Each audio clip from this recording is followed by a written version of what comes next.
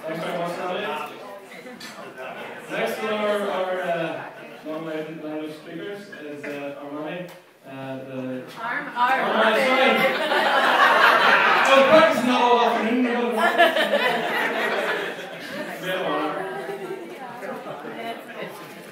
It's fitting. Amani.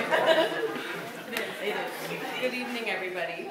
I'm Jamey's sister-in-law. I think I've met almost everybody in this room. Tonight I'll share a couple of stories with you that will, of course, relate to Robby and Jamey in one way or another. When I was 5 years old, my aunt had brought me to the hospital to meet my newborn sibling. As we walked through the hospital doors, I asked my aunt, "My mom had a little girl, right? I have a baby sister now." And my aunt replied, "Yes, you have a little sister." I was overjoyed. As I walked up to the glass, I saw a lanky little naked baby and said out loud, "That's definitely not a sister."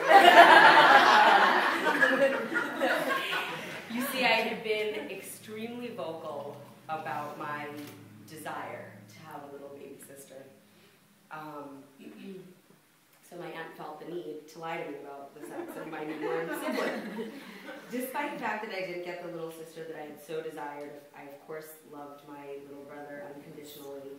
I didn't let, however, the fact that he was a little boy get in the way of my fun. I, for years, enjoyed dressing him up as a little Bengali bride. Eyeshadow, lipstick, and on him, and wrapping him up in sequin saris, making him pose for pictures in very feminine ways. When he was around 6 or 7, he finally had it with my aunt, and he didn't care to act like the little sister anymore, purely for my enjoyment. Well, a couple of decades later, I met my husband Joey, and I got so much more than I bargained for. This quirky, fun-loving sister of his would come to visit us now and again, and we'd always have a fabulous time together.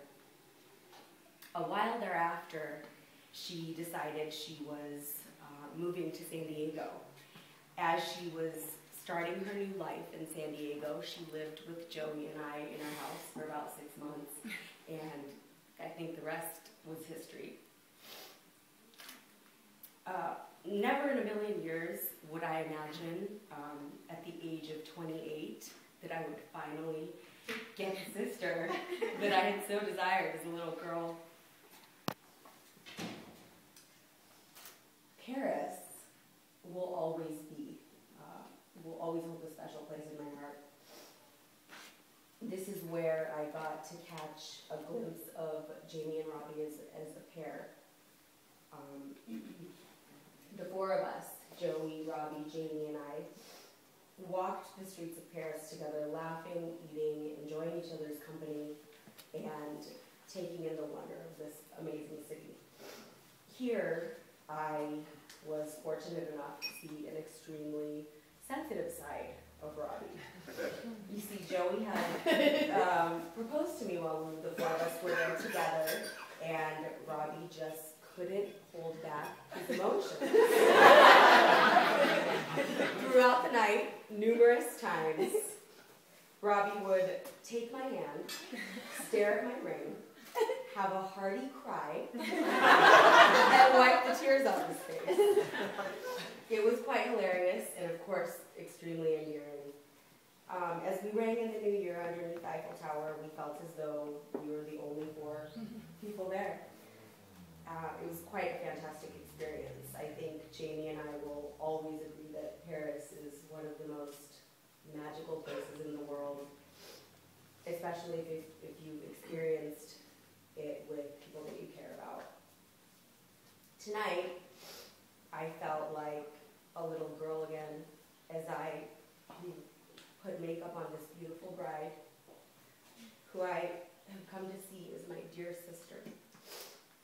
I've never met anyone quite like Jamey.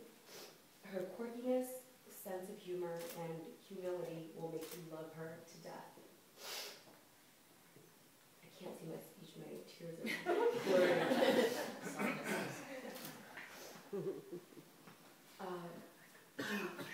now I know that there's nothing quite as special as sharing belly laughs with a sister. Yes, there have been times where I've gotten a bit mad because of shoes on the couch, broken sunglasses, burritos in the bed.